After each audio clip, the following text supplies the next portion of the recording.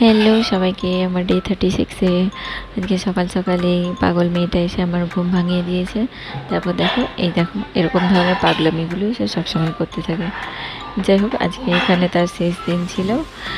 আজকে থেকে সে আর থাকবে না আমাদের সাথে, সে বাড়ি চলে যাচ্ছে। কিছু কারণ আছে, যাই হোক যতটা পারছিলাম তার সাথে সময় কাটিয়ে নিচ্ছিলাম। তারপর দীপ্তিদের রুমে এসেছিলাম, আমরা ওকে জ্বালাতন করছিলাম। তারপর ডিউটি চলে গেছিলাম। ডিউটিতে গিয়ে তাকে আমরা ফেয়ারওয়েল পার্টি দিয়েছিলাম, কিন্তু সেখানে কোনো ভিডিও নেওয়া হয়নি।